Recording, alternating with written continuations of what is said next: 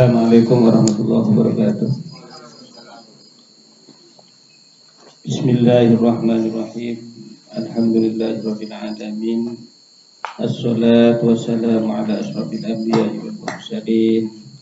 Sayyidina wa habibina wa maulana Muhammad wa ala alihi wa ashabihi wa man tabi'ahum min yawmina hadza ila yaumin nahdah. Amma ba'du. Rabbi shrah li sadri wa yassir li amri wa hlul 'uqdatam min lisani yafqahu qawli. Teman-teman yang saya hormati, mudah-mudahan saya sebagai moderator pada malam hari ini bisa mengantar diskusi ini dengan baik. Karena saya kira apa yang akan nanti disampaikan oleh Mas Irfan ini merupakan sesuatu yang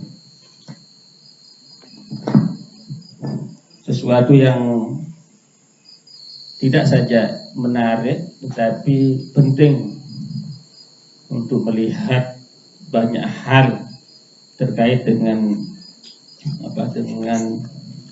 warisan, terkait dengan dinamika pemikiran dalam konteks Islam di Indonesia khususnya, atau apa yang biasa disebut dengan Islam Jawa. Ini salah satu anggapan yang paling buruk terhadap warisan Islam Jawa itu kan, baik karena pengaruh kolonial maupun karena mentalitas kita yang sudah terlalu berbaur dengan banyak hal itu. Kita sering sekali underestimate dengan perumusan ilmu suluk dalam konteks lokal ya, sehingga kita sampai pada satu tahapan yang sudah sangat berbahaya, yaitu tidak percaya lagi bahwa orang Indonesia, santri lokal itu juga kreatif seperti halnya orang lain itu loh. Ini bahaya sekali. Nah, agar kita selamat dari andaian-andaian seperti itu, maka sebaiknya kita dengarkan kabaran tentang Kauruh Jiwo yang akan dilanjutkan dengan proses pemahaman yang lebih runut tentang pandangan orang Jawa tentang kehidupan, tujuan, sampai apa sih kira-kira perumusan seperti di pengantar di Facebook terhadap diskusi pada malam hari ini tentang ilmu lah kan. Itu yang bikin bagus. Oh, bagus itu. Ya nggak apa-apa, bagus, sudah keren lah itu ya. Makanya saya langsung copy paste aja kan. Ya, waktu selanjutnya saya aturkan kepada Mas Irfan. Monggo.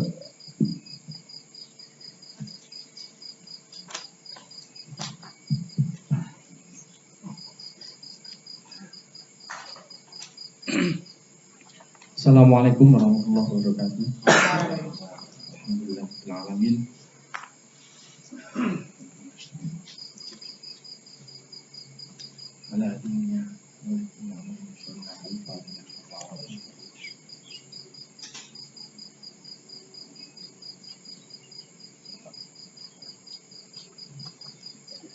Terima kasih kepada Kang Hasan sudah memberi waktu saya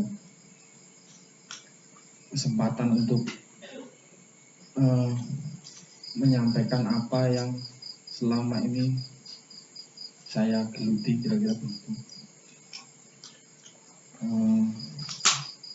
Saya benar-benar merasa sangat berbahagia hari ini karena saya hidup dengan mungkin sekitar hampir saya sejak dari lulus itu sampai hari ini saya tenggelam dalam, nggak tahu ini tenggelam beneran atau tertenggelami oleh teks-teks. Dulu pencarian panjang, jadi dari mulai saya belajar tentang temuan-temuan antropologi, para Indologi, para Japanologi yang yang berusaha mengungkap atau menyingkap konsep pengetahuan maupun masyarakat tradisi manusia Jawa kira-kira. Sampailah saya pada konsep-konsep ini. Saya buka secara sendiri, saya nyari-nyari sendiri dari luaan yang dari proses perjalanan panjang itu akhirnya membentuk skema tertentu, membentuk gambar itulah.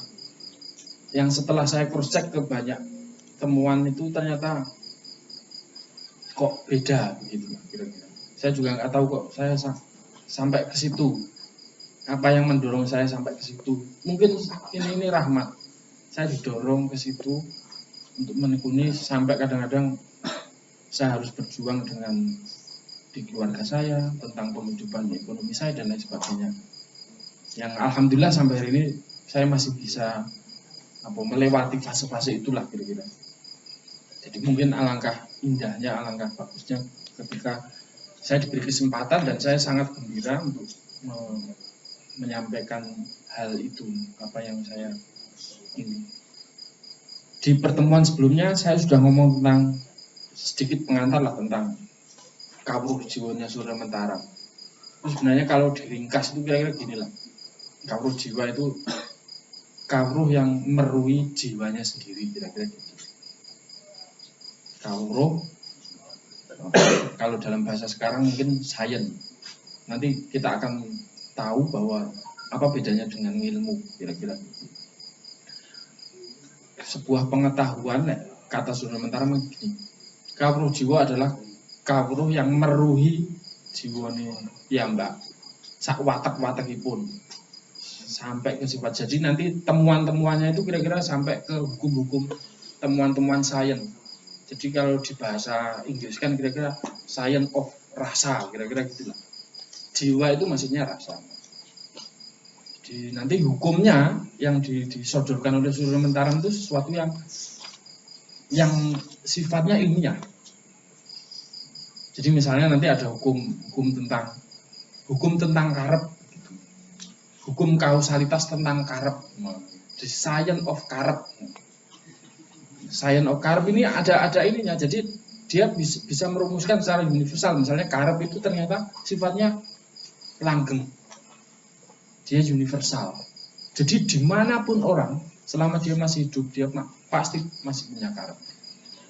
Nanti hukumnya misalnya kalau ini hukum semuanya adalah kawruh tentang sains.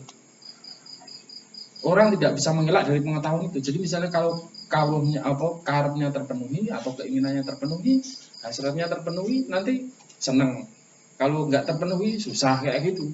Dimanapun kamu wali, kamu orang bodoh, kamu orang pinter, kamu di sudut Sudan, kamu di pelosok Muangtai, pasti akan seperti itu. Kira-kira dia ingin berusaha merumuskan sebuah pengetahuan tentang rasa, science of rasa, yang sifatnya universal.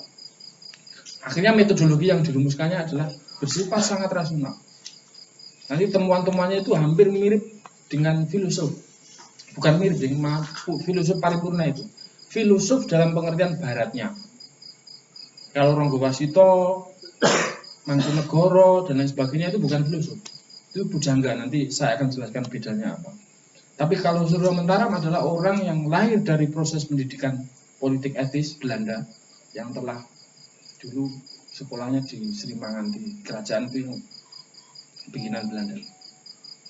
Akhirnya temuannya itu. Tapi satu yang bisa menjadi titik simpul adalah Surya Mentara ternyata tema yang digagas oleh Surya Mentara itu ternyata masih berjangkar dalam akar kejawaan yang sangat lama. Apa itu? Temanya adalah pangawikan pribadi, mengenali diri, mengenali rasulnya sendiri, mengenali dirinya sendiri. Wikan itu tahu. Gusti Kang Moho Wikan, Gusti Kang Moho Merui yang berusaha mengawasi Bashir lah kira-kira Bashir. Kira-kira begitu. Maha melihat. Nah, hari ini saya tidak akan ngomong Surya Mentara, tapi saya akan memberi bahwa tema yang diajukan oleh Surya Mentara tentang pengawikan pribadi atau istilah lain konsepnya adalah nyawang karep. Nyawang itu menyawang melihat karepnya sendiri. Itu ternyata dulu namanya adalah mulat sariro, atau namanya mawas diri mulat sariro, kira-kira gitu. Bagaimana konteks keilmuan tadi yang disebut Mas Hasan tadi, man arofa nafsahu faqad arfa rabbahu. Jadi tema pertama Jawa itu mulek-muleknya kira-kira cuma di situ. Bagaimana cara melihat dirinya sendiri. Bagaimana ilmu yang berusaha meruhi dirinya sendiri. Karena nanti dunia itu tergantung dirimu. Nanti kita akan sampai ke situ. Karena kalau kamu sudah meruhi diri, nanti semuanya kelihatan. Nanti ada konsep misalnya ningrat. Kalau hatimu sudah wening, hatimu sudah, itu kamu, kesadaranmu akan universal. Kamu bisa mikat mangukut kukutaning jiwonggo, kira-kira gitu. Nanti sampai kesadarannya universal. Nanti dunia itu sudah tajaliatnya Tuhan, dan ketika kamu sudah melihat Tuhan di dalam, itu semuanya nanti kelihatan, kira-kira gitu. Nah, ini izinkan saya agak nyurek-nyurek.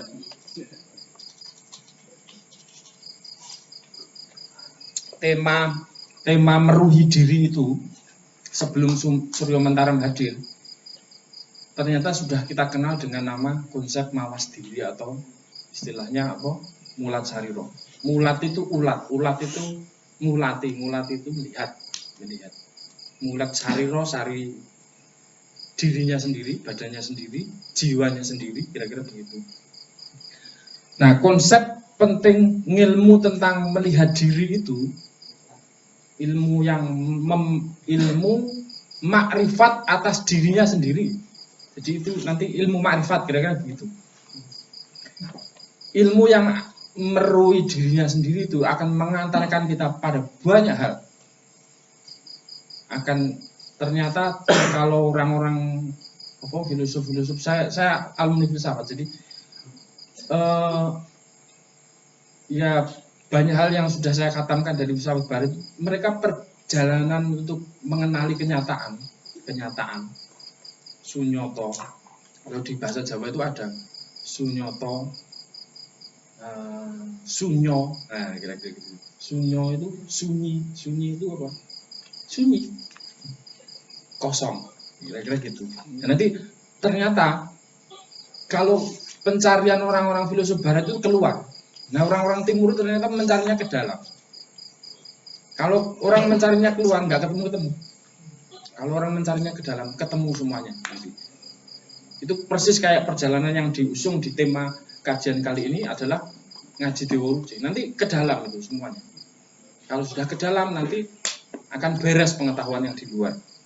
Nah, tema besarnya adalah konsep tentang sangkan paraning dumadi.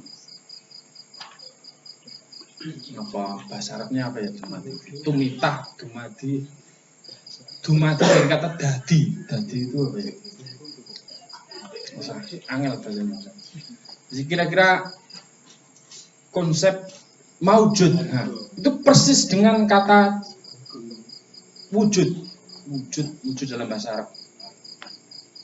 Wujud itu apa ya? Wujud itu ada istilah ini.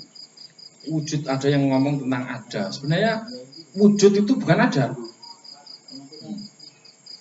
Kenapa wujud itu enggak ada? Jadi gini, wujud itu bukan, nanti ada kata turunan dalam konsep wujud, misalnya wajada. Wajada itu artinya apa? Menemukan. Makanya nanti di konsep sufi ada istilahnya wajad. Nah, nanti sang wujud itu menampakkan dirinya pada diri kita. Nah, konsep ini adalah disebut konsep mulat sariro menandang diri, itu ada dalam konteks ruang besar bernama sangkan paraning dumadi. Kamu dumadi yang ada ini, yang menjadi ini, atau yang dimana manusia adalah punjernya, itu ternyata sedang dititahkan oleh Tuhan, tumitah, dumadi, semuanya itu dari Allah menuju Allah. Jadi konsepnya adalah, saya gambarkan saja biar jelas.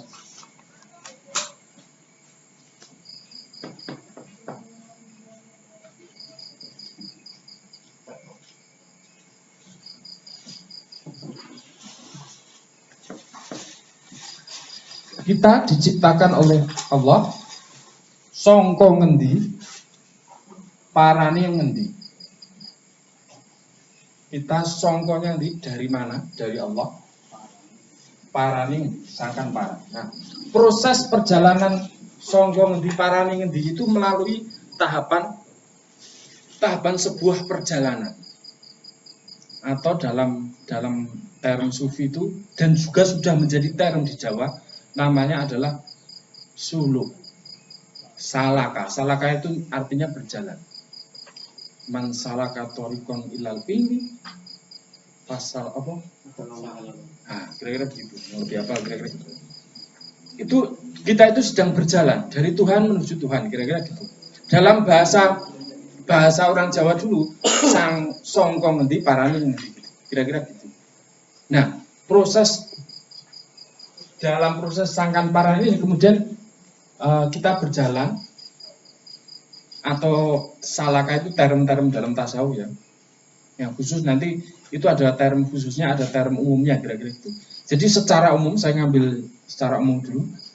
Dia perjalanan dari Allah menuju Allah. Berjalan itu kalau orang Jawa kemudian diterjemahkan namanya laku, atau lelaku, atau melaku. Berjalan, suluk, laku, kira-kira gitu. Berjalan, makanya saya lagi lelaku deh, lelaku, puasa, mute, macam-macam lah. Itu dalam rangka perjalanan nanti, kira-kira begitu. Nanti akan saya tunjukkan di titik mana. Nah, konsep salaka itu ternyata oleh para wali sudah dirumuskan secara dahsyat. Jadi misalnya gini, suluk itu ternyata kalau Anda lihat wayang, itu ternyata kalau Anda dalang sedang nyuluk, berarti dia sedang menendangkan sebuah lagu. Nanti ditanya Lutfi. Jadi sedang menembangkan sesuatu. Jadi suluk artinya menembang, sedang likar. Nah, oleh para wali kemudian itu dirumuskan dalam bentuk tembang. Makanya ada genrenya di Jawa itu ada suluk yang nanti bentuknya mocopat. Kemudian ada wirid yang bentuknya eksposisi teoritis gitulah kira-kira, yang sastra lulungidan. Kemudian ada yang serat, yang tertulis.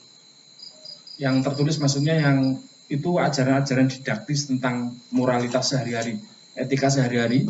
Kemudian yang terakhir adalah tentang genealogi diri kita. Kita itu dari mana? Kita harus sadar. Orang Jawa, salah satu konsep penting dari Jawa, kita harus tahu leluhur kita.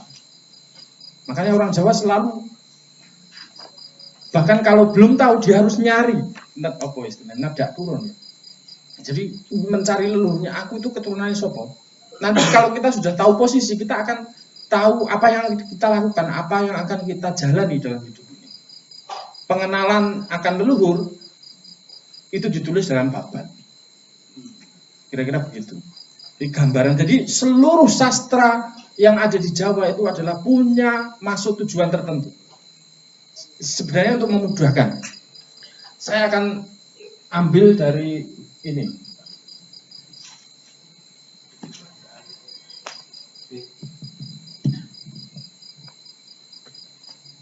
Suluk, laku.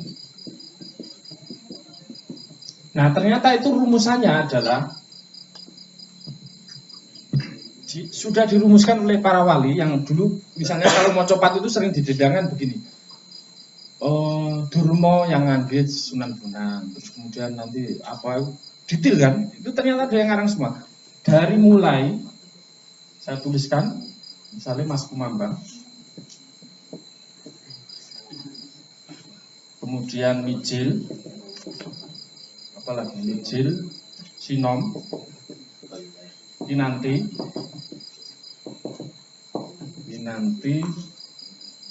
Asmorodono, Gambuk, kemudian dandang bulog, kemudian apa lagi? Surmo, megatro, pocong. Nah, ini ternyata adalah gambar tentang perjalanan Sangkan Paraning Dumadi secara umum. Nanti ada jalur lain, tapi untuk sementara ini dulu. Jadi Mas Kumambang misalnya kita itu masih di dalam bayi, kemudian mijil keluar lahir, kemudian sinom jadi anak muda, kemudian yang harus disertai, dia harus didampingi, kanti, dikinanteni, dikanteni. Kalau enggak nanti bahaya. Anak muda itu pokoknya nafsunya lagi menggelegak-gelegaknya. Semuanya dikongkon, diperintah, balelo dan lain sebagainya. Jadi harus dikanteni. Kemudian Asmarodono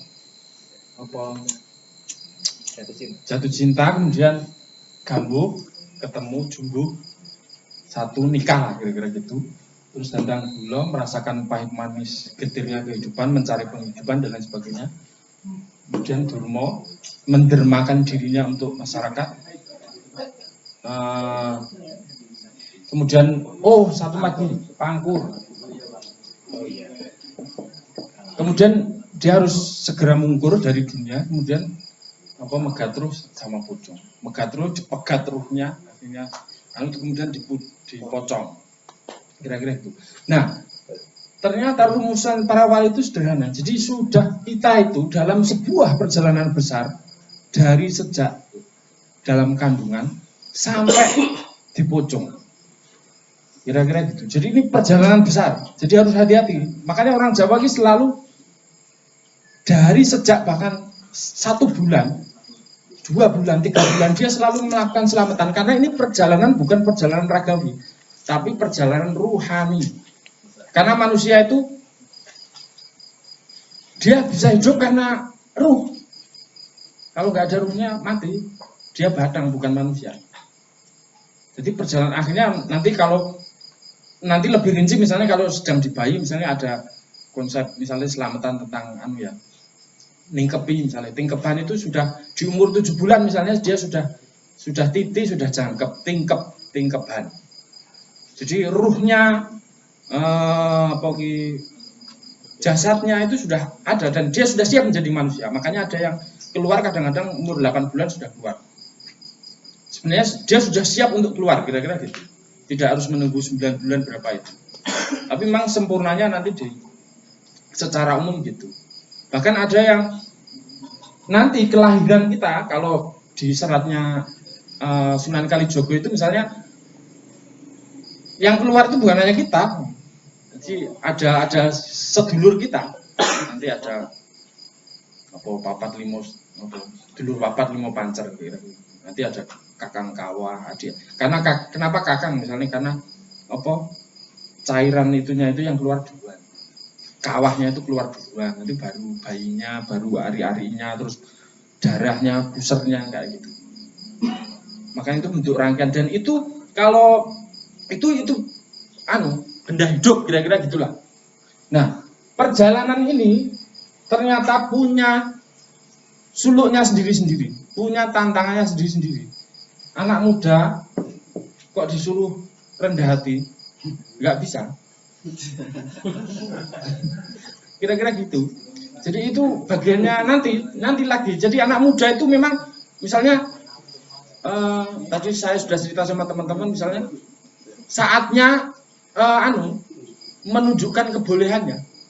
Kenapa menunjukkan kebolehannya? Agar bisa memikat betina. Kalau enggak jadi memang dalam konsepsi itu margo utomo. Nah, kira-kira gitu jalan. Harus menemukan ini, aku ki utamane nang gitu. Kekuatanku di mana? Aku pinter gak sih? Belajar, menunjukkan kalau diskusi ya menunjukkan diri bahwa aku ki pinter. Misalnya kayak gitu. Jadi orang mencari-cari apa sih yang aku punya sih? Ada yang misalnya pinter basket ditunjukin kira-kira gitu. Agar ketemu dirinya kira-kira gitu. Nah, perjalanan panjang ini ternyata adalah rangkaian dari meruhi dirinya sendiri, apa yang disebut mula cari roh. Mula cari roh. Dulu orang merumuskan ada konsep namanya ini,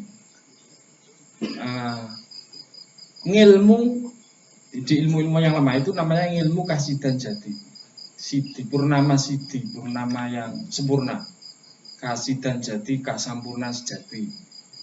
Ngilmu kalau dalam term ini term apa serat tuhfah itu konsep tentang insan kamil. Apa yang ingin dituju dari proses perjalanan ini adalah menjadi manusia. Kalau dalam istilah Widotomo malah lebih jelas, Janmo Utomo, insan kamil. Apa yang harus dilakukan agar mencapai titik itu, agar menjadi manusia utama tadi, insan kamil itu ternyata butuh perjalanan panjang ini. Level-levelnya misalnya nanti, misalnya gini, di fase ini, di fase 6 misalnya, dia mulai nanding sariro, banding-bandingin, oh pinter aku kok daripada dia, cakepan aku kok apa, pokoknya kelebihan aku, jadi nanding sariro, ngukur sariro, kemudian nanti naik lagi. Kalau sudah misalnya agak, misalnya di Asmordono sudah mulai bisa tepos seliro, kayak gitu. Jadi mulai bisa memahami yang lain, perasaan yang lain, sudah bisa mengambil sudut pengetahuan orang lain, bagaimana cara memandang. Oh, jadi kita sebenarnya nggak perlu ngimpor-ngimpor istilah toleransi macam-macam. Tepos seliro itu sudah ngeri. Itu artinya spiritual sampai ruhaninya sampai di tingkatan etika sehari-hari. Jadi kita mengandaikan kita sudah memaklumi dari sudut pandang moral, epistemologis maupun apapun dari orang lain, kita bisa menerima. Ya jangan ngomongin beda-beda, panemune beda-beda, pemikirannya beda-beda. Ya aku harus siap menerima, nggak bisa mencari benarnya sendiri.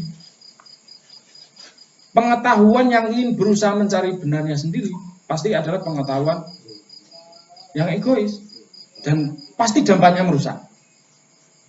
Istilahnya di filsafat itu logosentris. Jadi pengen mencari subjek begitu. Nanti kalau sudah ketemu kebenarannya apa? Kebenaran itu akan dipaksakan untuk orang lain. Itu yang terjadi hari ini. Demokrasi dipaksakan, semuanya dipaksakan atas nama epistemologi yang logosentris, yang berangkat dari subjek, yang sebenarnya itu egois dan pasti merusak.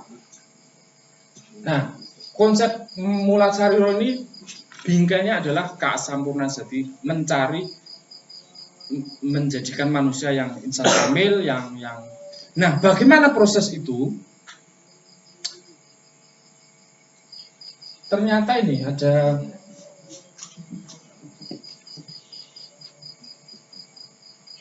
konsep ilmu yang meruhi diri sendiri itu harus dicapai dengan laku. Lakunya itu ternyata ada ini. Saya pakai kata Ki Hajar Dewantara itu ngomong tentang ngolah budi, budidaya, apa budaya, mendayakan budi kita.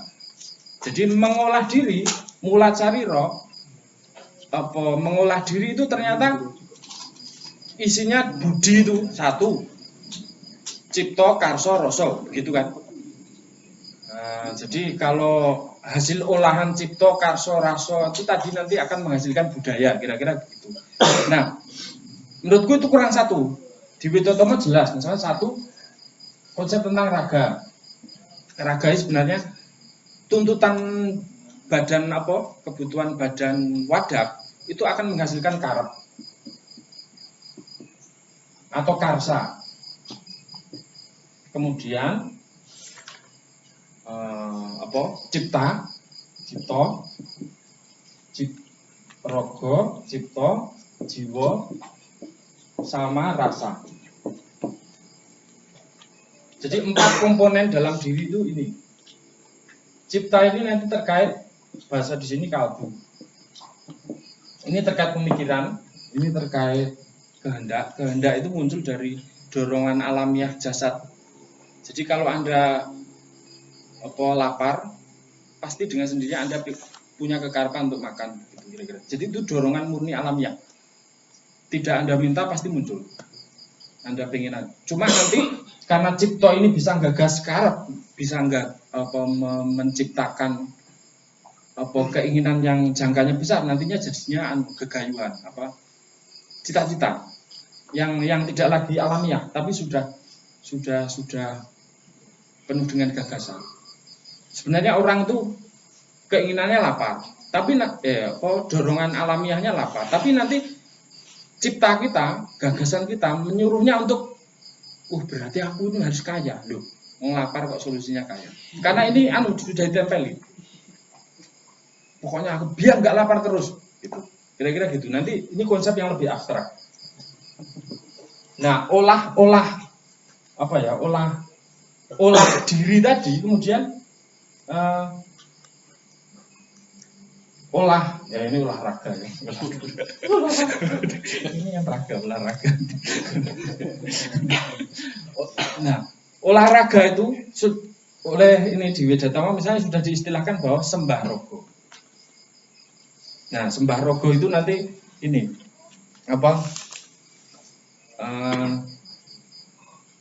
disebut pakertine amagang laku.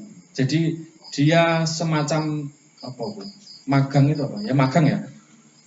Orang yang ikut seorang dan amagang laku. Latihan. Amagang laku. Ini kemudian cipto ini kemudian disebut juga bisa jadi laku. Ini wasono laku atau pepuntoning laku.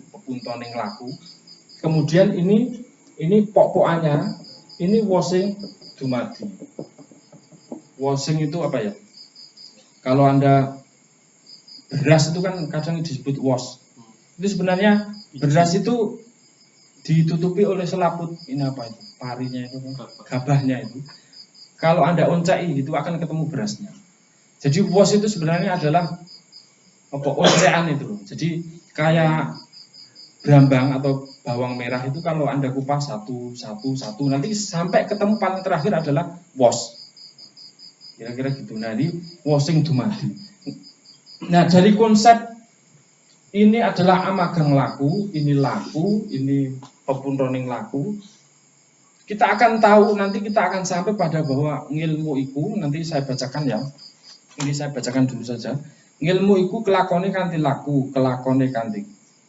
Ngilmu iku kelakone kanthi laku, lekase lawan kas, tegese kas nyantosani, setya budya pangkese dur angkara. Jadi ilmu itu apa coba maknanya? Kelakone kanthi laku, tercapainya dengan laku, kira-kira gitu ya. Tapi nanti kita akan menemukan arti lain bahwa laku itu bukan yang kita bayangkan seperti misalnya ilmu itu learning by doing. Nah, bukan itu. Itu terlalu. Nah, ini konsep laku kita balikkan ke sini. Makanya di sini ada istilah nulodo laku tomo. Nulodo laku tomo tumrap wong tanah Jawi pangeran ing Sigondo Panembahan Senopati. Jadi di sini jelas sekali bahwa apa yang ingin ditiru dari konsep laku itu dengan cara mengacu pada Panembahan Senopati. Apa yang dilakukan Panembahan Senopati? Lakunya definitif itu. Jadi lakunya tanapi ing siang ratri. Jadi dia bertapa siang hari, kemudian amar sudi sudoning hawa nafsu. Jadi berusaha keras untuk memupus hawa nafsu dalam dirinya. Kemudian apalagi? Pokoknya laku-laku spiritual untuk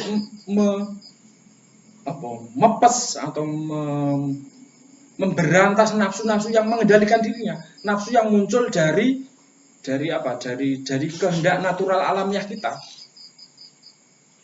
Jadi seluruh kriteria tadi amagang laku itu ternyata seluruhnya bukan seperti yang kita bayangkan bahwa ilmu itu dicapai dengan cara belajar, dengan cara enggak. Tapi seluruhnya terkait dengan konsep moral.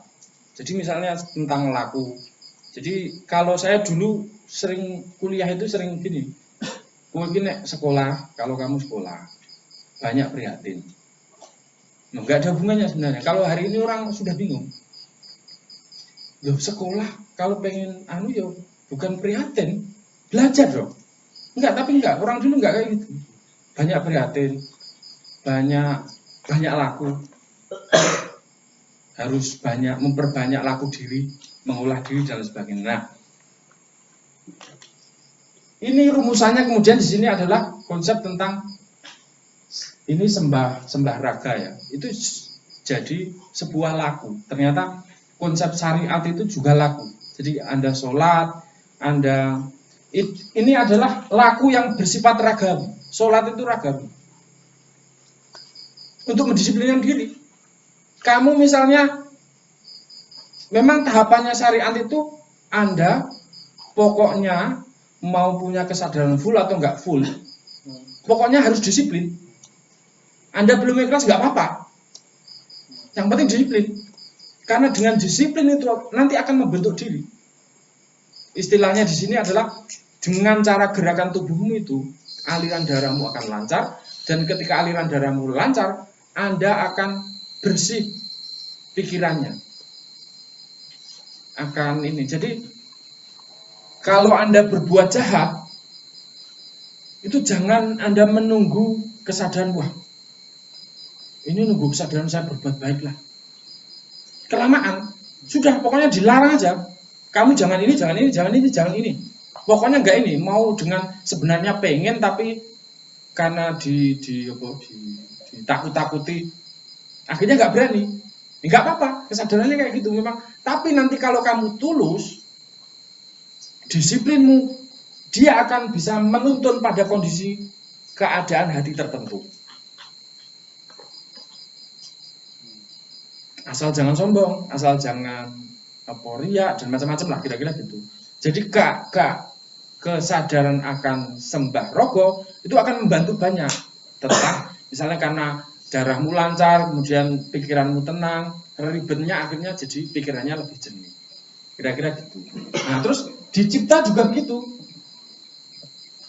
Cipta ini ternyata, ini kan istilahnya kalau di istilahnya ini sembah rogo, sembah cipto, sembah jiwa, sembah rasa. Sembah cipto itu sebenarnya toriko ini syariat, torikot, hakikat, yang sana makrifat. Nanti seluruh teka-teki itu ada di teks.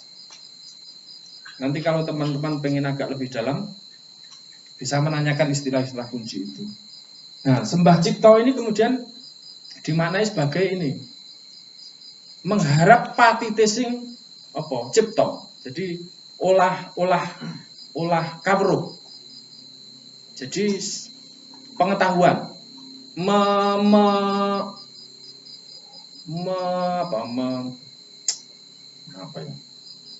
melandepkan ya, menajamkan ciptonya, menajamkan ciptanya, yang itu nanti godaan terbesarnya adalah pamrih, atau istilah dalam di kampus-kampus, kalau kamu dalam belajar ilmu yang katon-katon itu, syaratnya adalah harus objektif, jangan ngikutin perasaanmu. Atau dalam kasus yang sudah besar, nanti akan diliputi pamrih, diliputi subjektivitas dan lain sebagainya. Nanti pasti ciptonya itu tidak landep, tidak tajam. Makanya biasanya kalau mahasiswa belum banyak pamrihnya, belajar masih murni. Tapi lihat perbedaan teman-teman yang punya lulusan dulu pandai, tapi setelah lulus sudah rebutan jabatan, rebutan kekayaan, rebutan macam, tambah dedel mesti.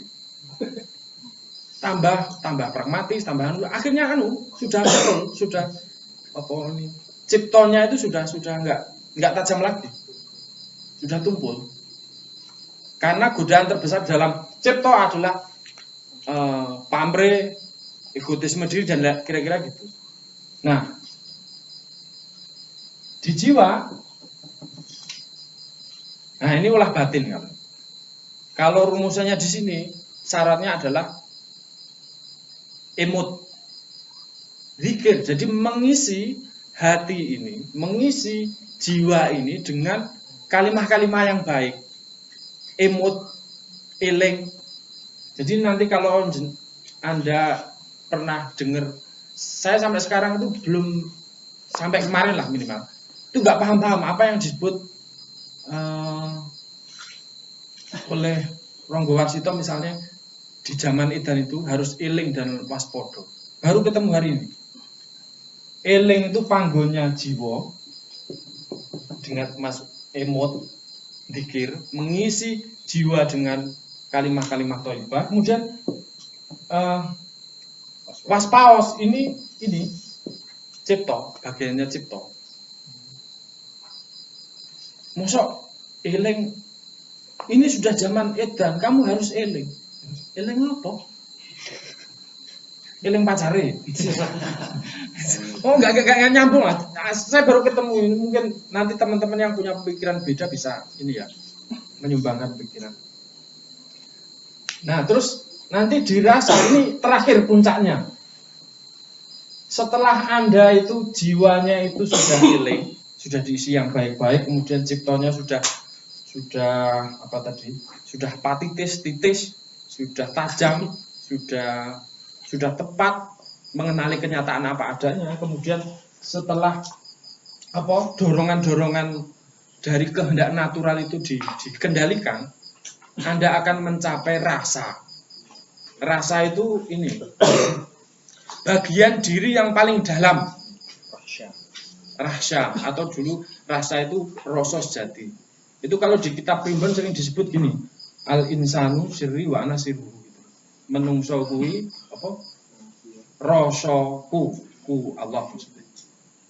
Terus sedangkan aku rasanya manusia. Rahsya itu apa? Rahasia, sir. Nah, rasa ini kalau istilah tasawufnya kira-kira sir.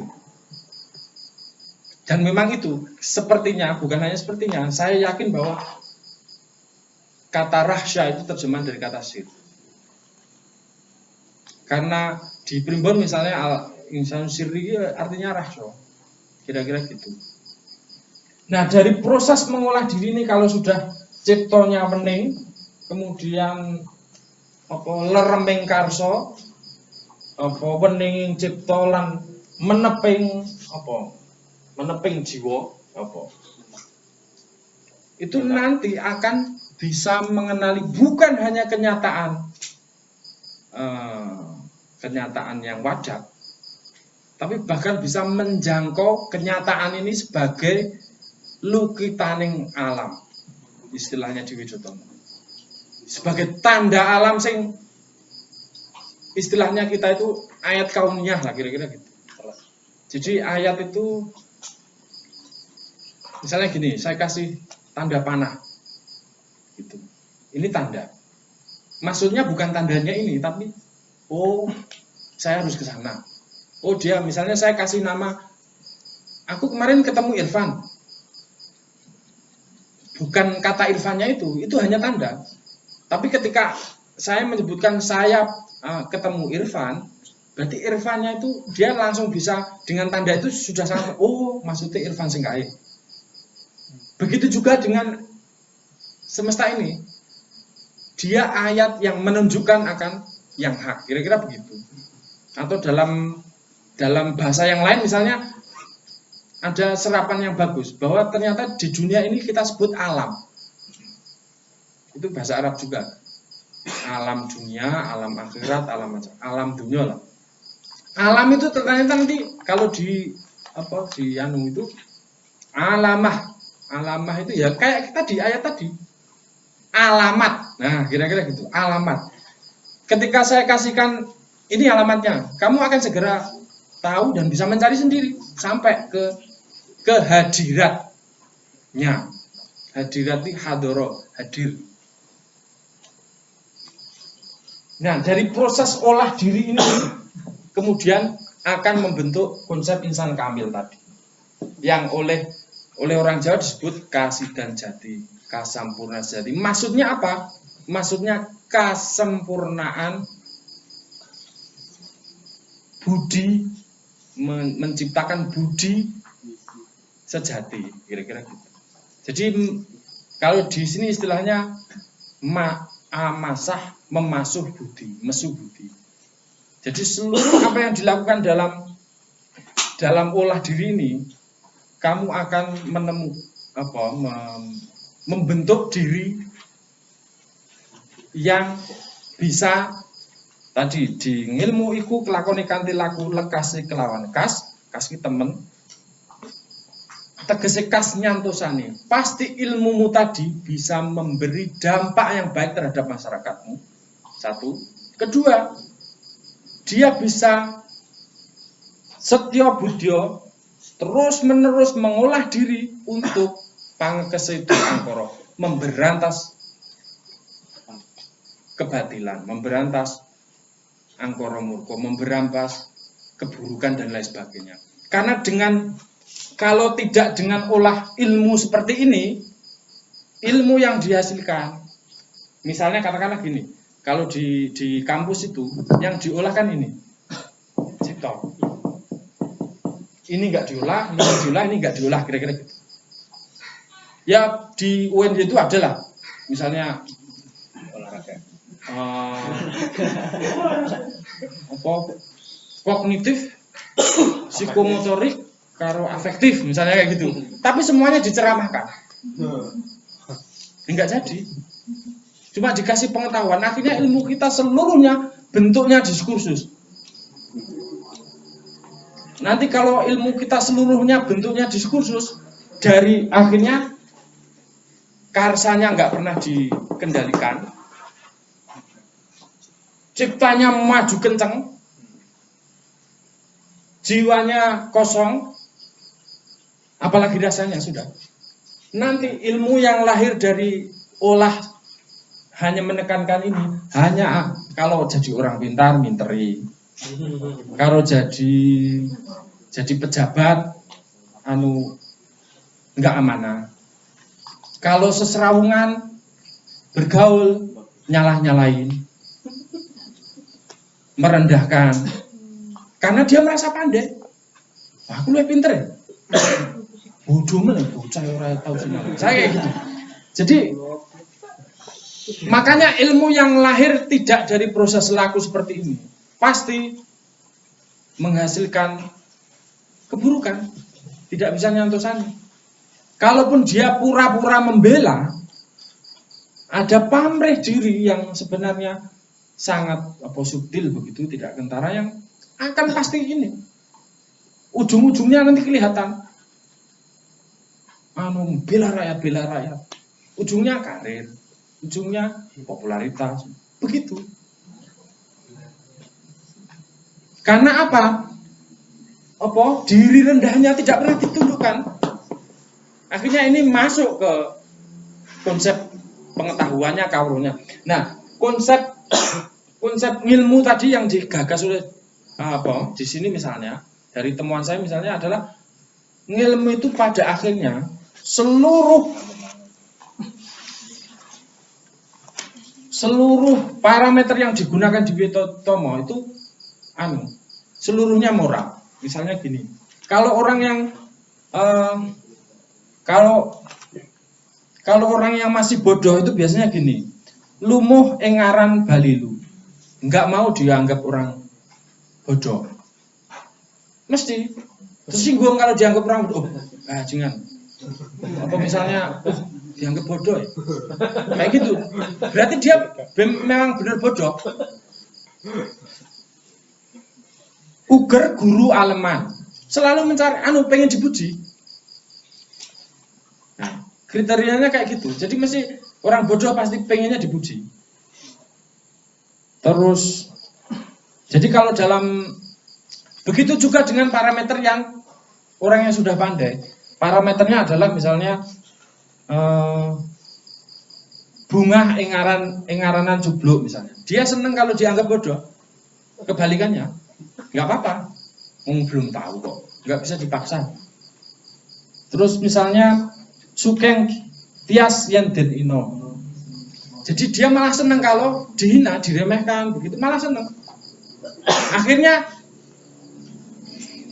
konsepsi ilmu itu terkait dengan akhlak. Jadi ilmu itu harus mengantarkan dengan sendirinya, harus mengantarkan pada budi yang luhur. Kalau ilmu tidak mengantarkan pada budi yang luhur, berarti bukan ilmu. Dirinya belum selesai. Pasti bentuknya masih diskursus.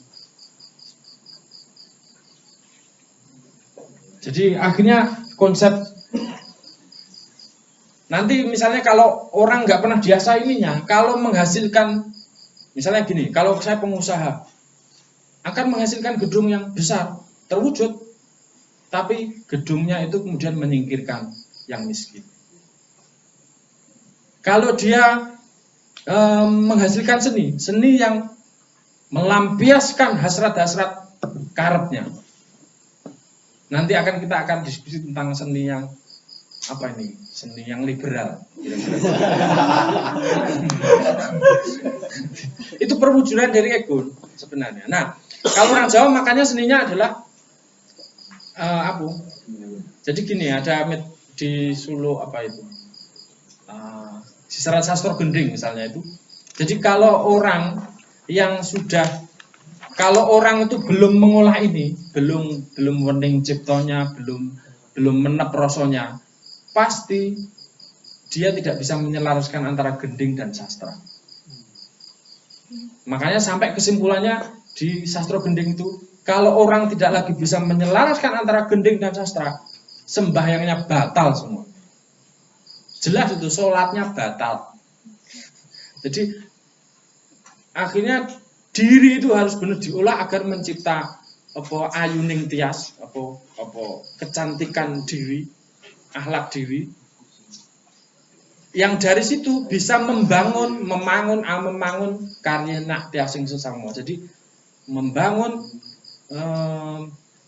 mengenakkan rasa orang lain, kira-kira begitu. Jadi dari olah ini kemudian orang ilmunya pasti akan berguna.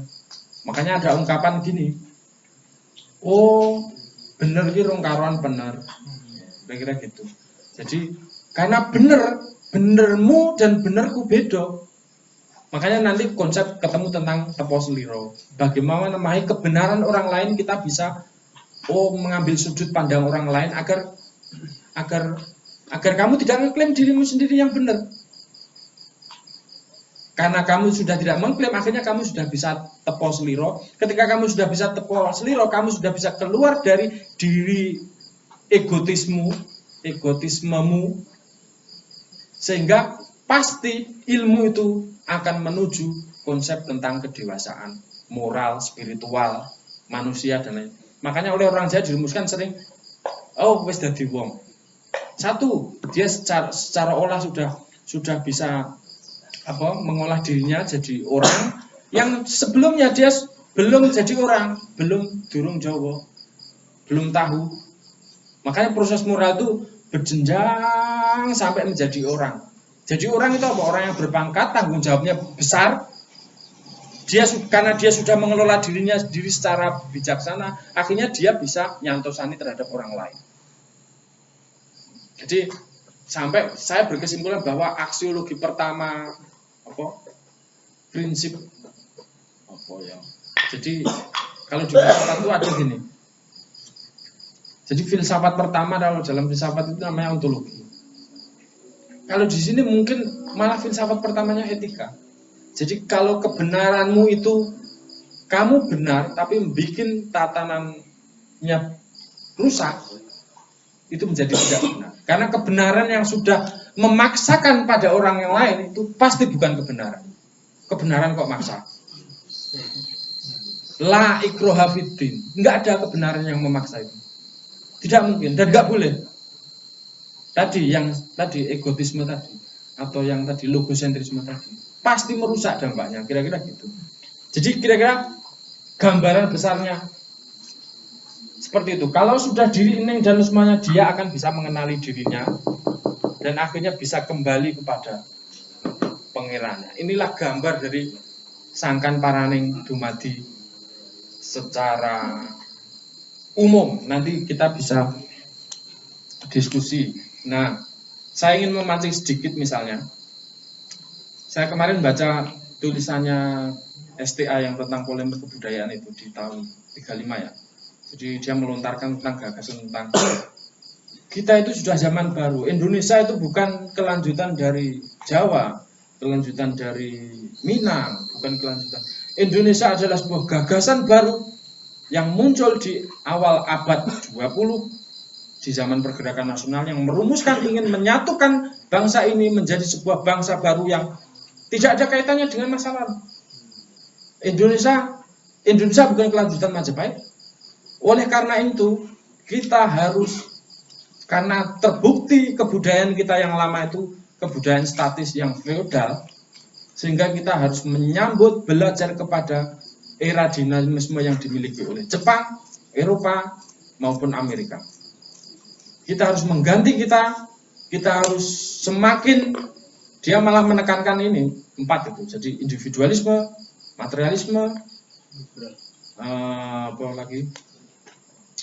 Intelektualisme. Jadi sarannya, orang Indonesia kita terlalu sosial, makanya dia nggak maju-maju. Akhirnya dirinya nggak terbentuk, anut grup terus menerus, gitu kira-kira gitu.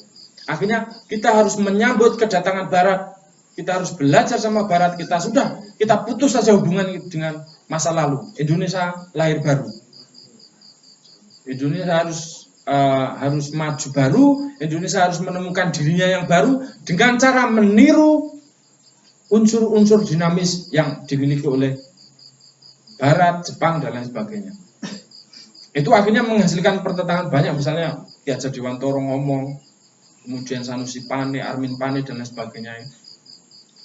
Nah, maksudnya bangsa ini saya lihat terakhir misalnya, benar-benar kayak orang ini, orang yang enggak, pelajaran tentang mengolah diri untuk menjadi manusia yang tadi, beribet tadi, ternyata berujung pada manusia yang hibrid, pengen meniru Barat tapi selalu di belakang, terus kalah terus-menerus.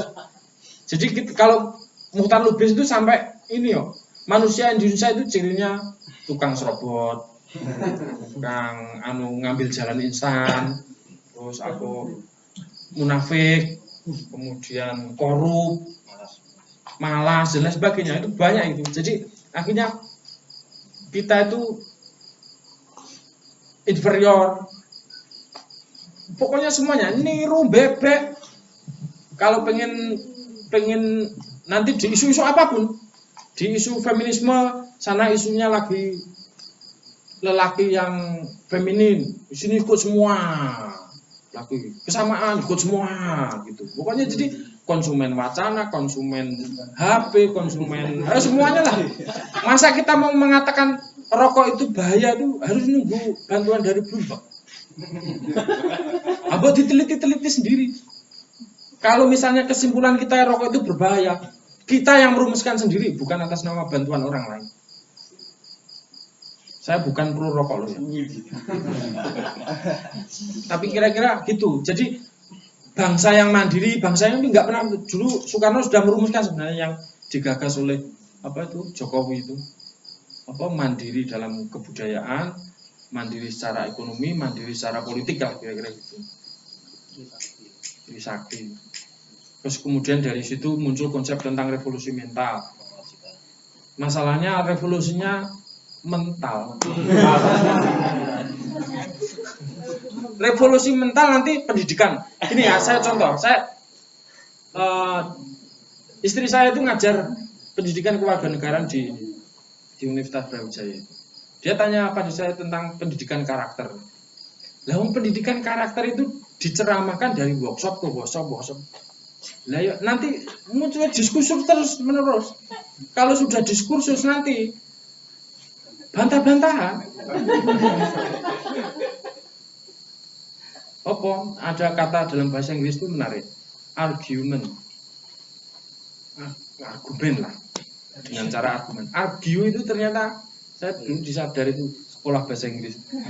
Jadi I argue with my wife misalnya gitu. Saya berselisih, bertengkar, tukaran karo bojoku. Jadi argumen itu apa? Argumen itu membuat kita bertengkar. Kira-kira gitu. Jadi, nah saya ingin memancing teman-teman agar kita merumuskan juga tentang konsep kita sebagai manusia di Indonesia ini mau kemana?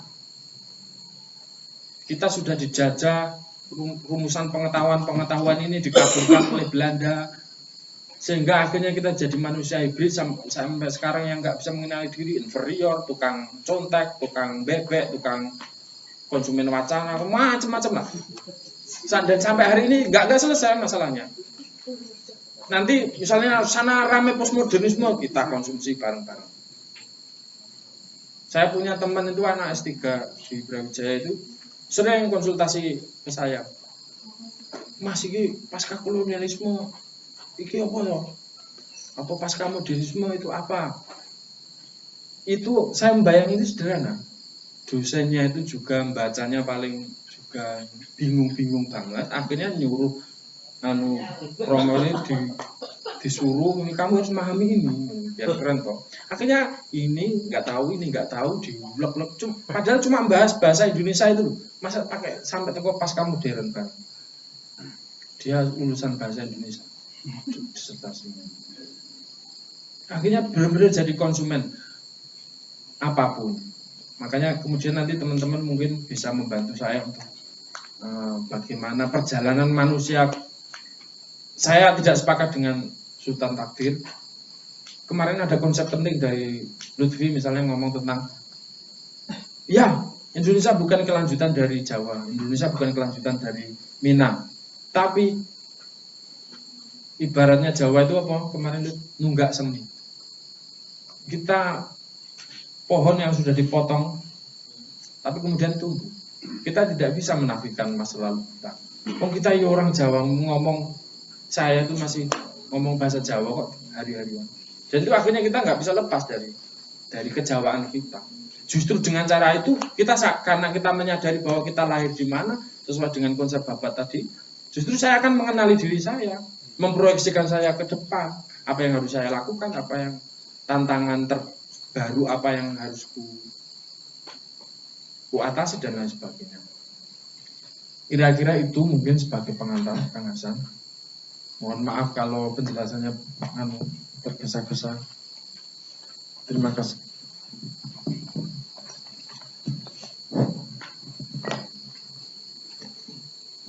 Terima kasih ya, demikian penjelasan tentang konsep ilmu dalam konteks tradisi kita.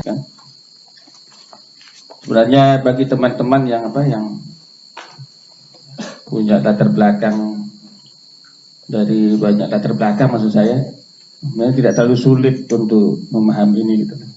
Terlebih terutama mereka yang di pesantren sebenarnya kan, pesantren. Tapi sebelum saya lanjutkan, ini ada berita duka ya, pas kita diskusi itu Pak Danarto meninggal dunia itu sekitar kurang jam 9 kurang di RSU Fatmawati Jakarta. Ya kita sama-sama membacakan, menghadiahkan beliau Al-Fatihah, semoga husnul khotimah. Sayyidun lahu Al-Fatihah.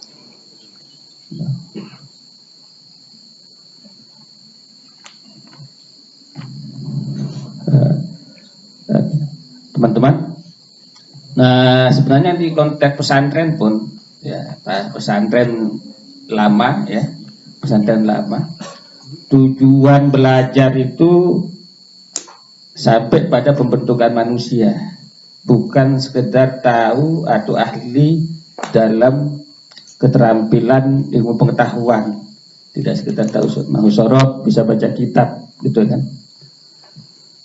Kalau kita lihat senirai dari kurikulum pesantren lama, makanya di beberapa pesantren yang sekarang menjadi pesantren besar, pesantren tradisional di kalangan Nahdlatul Ulama pun, kalau kita melihat ada istilah gandakan telu itu loh.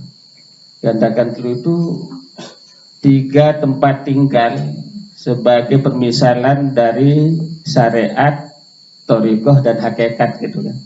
Nah ketika santri-santri sudah siap memasuki suduk, dia harus masuk ke gandakan kedua sampai ketiga. Itu pesantren lama pakai itu. Walaupun pada akhirnya seiring dan dinamika yang ada, terutama memang ada masalah politik seperti saya cerita pada malam lalu itu. Di pesantren pun kemudian mengalami kemerosotan. Hal yang istimewa itu adalah bisa baca kitab, ya kan?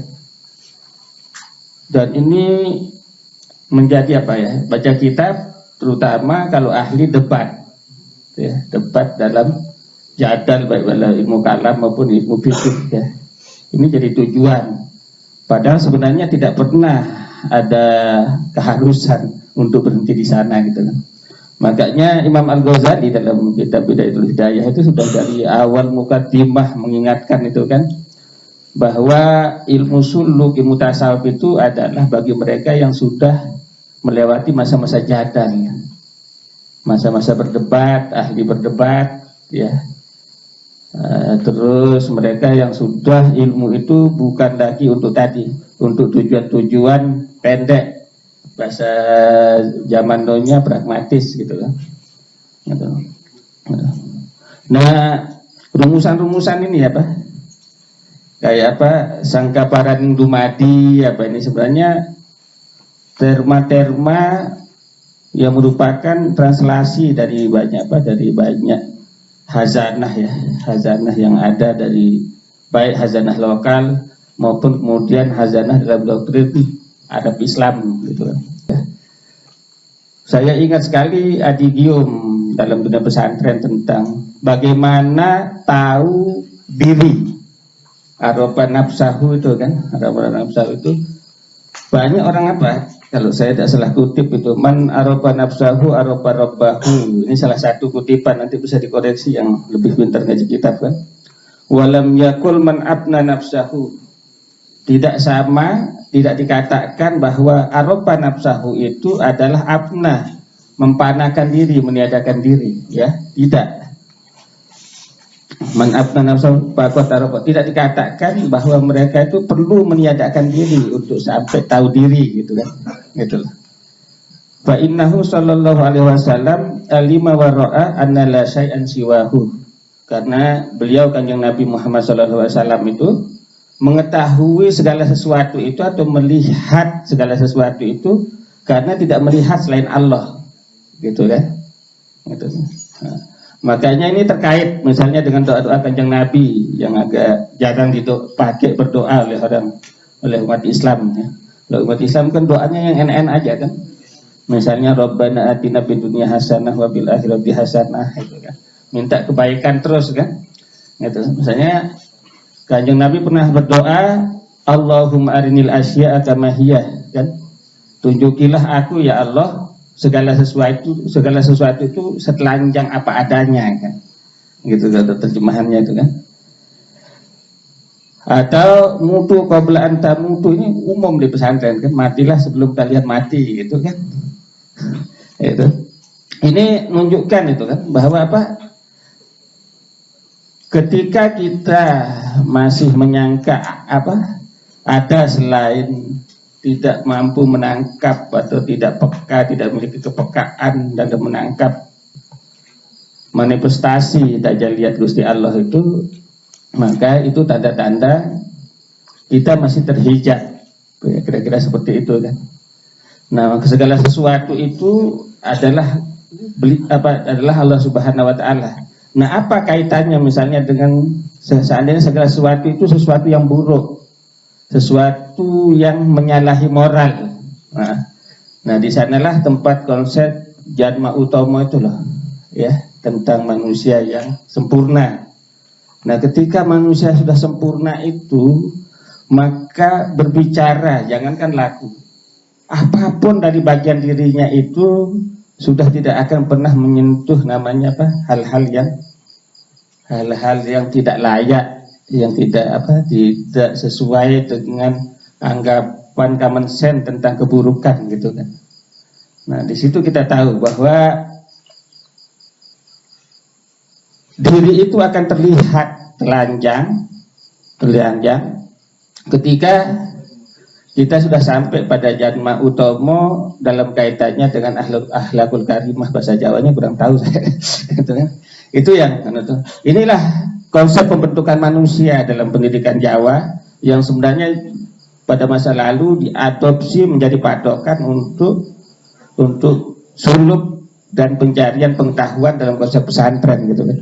Makanya kalau kita baca yang serat yang pernah dibahas di ibadah, yang serat suluk yang Bonang itu kelihatan sekali tahapan orang belajar di pesantren. Ketika yang Kalijaga sebagai orang di dalam suluk itu sedang belajar pada Syekh Wahdat itu kan, setelah menguasai peralatan ilmu-ilmu alat, ilmu-ilmu dasar, syariah dan lain sebagainya, maka beliau pada umur tertentu itu harus disiapkan untuk memasuki proses suluk gitu kan. Makanya orang pesantren itu biasa dilepas oleh gurunya di tahapan yang ketiga ini, yang masuk jiwa ini kan. Ketika sudah sampai di hakikat, bukan di tarekat, di hakikat baru dilepas. Dilepas artinya boleh pulang, boleh apa gitu kan. Dianggap dirinya sudah terbentuk gitu kan. Kalau sekarang kan enggak kan, berdasarkan ijazah juga. Bahasa Arabnya syahadah gitu kan. Gitu.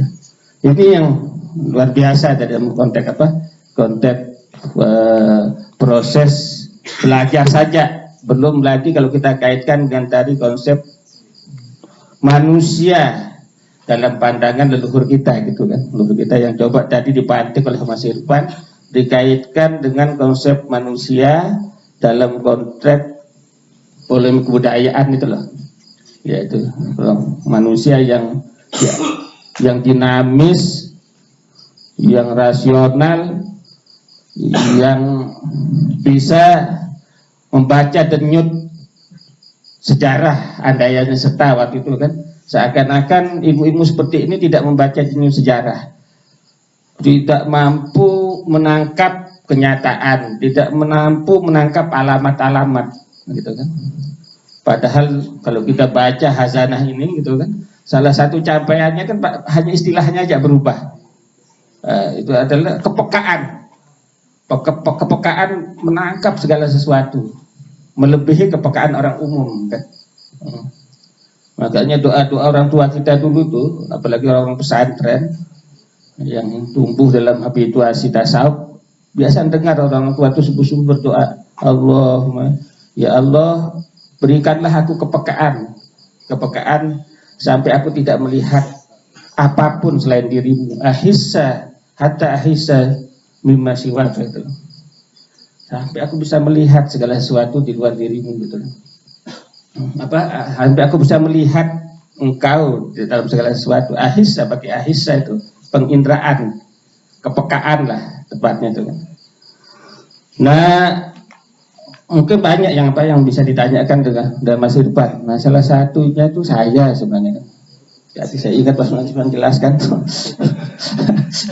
Ini nanti dilanjutkan sama teman-teman. Saya 4 hal yang dijelaskan oleh Mas Irfan itu kan sampai yang washing ini kan, washing dumadi ini kan, washing dumadi kalau bahasanya Syekh Abdul Qadir Jailani di Sirul Asrar itu kan lub, intinya dari yang inti itu, intinya dari yang inti itu.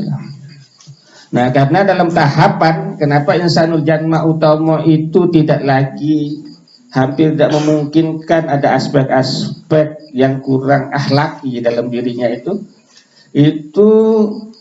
disebabkan dari proses perjalanan itu yang empat itu dalam tahap tertentu gemuruh dari kedalaman jiwanya yang sudah hidup oleh lakunya itu sudah tidak memungkinkan untuk melakukan. Maka Imam Ghazali kan ketika kita sudah metamorfosa jadi di tahap puat dari beberapa nama jiwa sampai di puat basiroh itu lebih condong pada kebaikan kata Imam Ghazali kan. Tetapi kalau sudah sampai pada puat yang bicara pada diri manusia itu tidak bisa bohong, sidik dia kan, sehingga kemungkinan tergelincir itu sudah tidak mungkin. Makanya pada konsep ini persis dengan konsep orang Jawa, orang-orang suci ini dianggap sebagai wajah, bahasa Arabnya wajah, tanda-tanda dari kebesaran Allah gitu kan. Dimanapun mereka berada, beliau-beliau ini adalah tanda-tanda yang akan merubah segala sesuatu dengan keberadaannya tok, tidak perlu mawas, tidak perlu diskus, gitu kan. Keberadaannya saja merubah tanah, merubah ruang, merubah tempat, merubah waktu, merubah orang-orang yang ada di sekitarnya. Itulah. Ini tempat bedanya kan. Kalau kita kan yang kita masuk dengan transformasi, emansipasi itu kan andaian kita melalui penambahan pengetahuan, ya kan, pencerahan karena kulminasi pengetahuan dan sebagainya kan. Kritis, gitu kan. Kritis, transformatif, emansipatif, wah berat sekali obligasinya kan, berat banget lah gitu ya. Nah saya nanya itu, nah sekarang giliran teman-teman, saya persilahkan ya. Ya, saya persilahkan, saya buka pertanyaan, harus nanya lah, jangan monolog gitu kan. Ya, saya persilahkan.